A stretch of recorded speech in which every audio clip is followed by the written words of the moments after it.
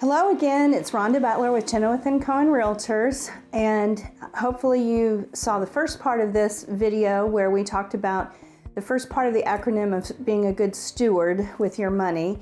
And so today I'm with Tyler Gray again with Sage Oak Financial, and we're going to cover the last 4 areas of being a good financial steward. So take it away, Tyler. Yeah, and so just for the folks who maybe didn't see the first one, the first step was the first steps, I should say, were our foundation, the S, T, and E, and the WARD is really, okay, how do we make progress now on these long-term goals?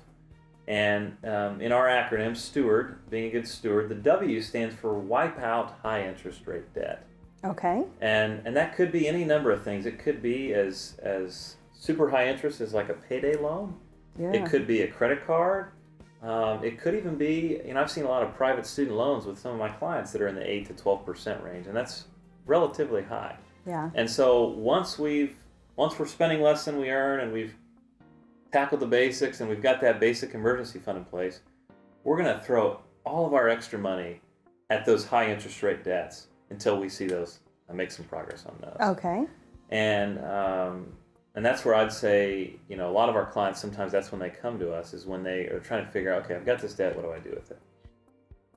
The next step, once we have that high interest rate debt off, so usually this is when we're down to maybe some low interest rate student loans and your home mortgage usually. Okay. Then we're going to talk about what I call adding a rainy day fund.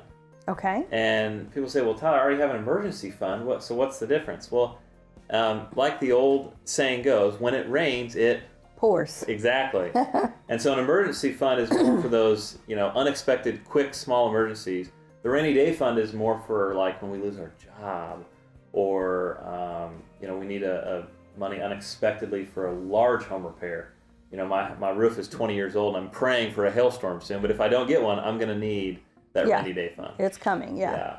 And so once we've added the rainy day fund, which is usually about 3 to 6 months of your living expenses. Now, does that include saving for a vacation or? No, so that would all be covered under kind of that spending plan. Okay. So we would, hopefully, we would save every month over the course of the year for things like that. Gotcha. Yeah, the rainy day fund's really just those big emergencies. Okay. So, and then once we've got that 3 to 6 months of living expenses and savings, then we would talk about our long-term goals, and that's the R, reach your long-term goals.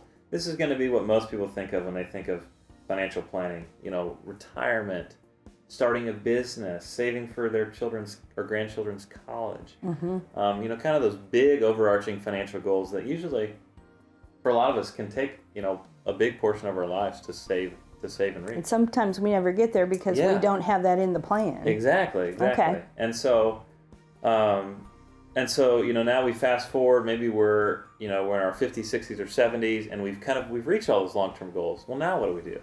And that's where the last step, the letter D, comes into play of the STEWARD acronym, is don't stop giving. It's really easy in our kind of Western affluent culture to have I've heard people call it stuffitis, where you really just are consumed with your stuff.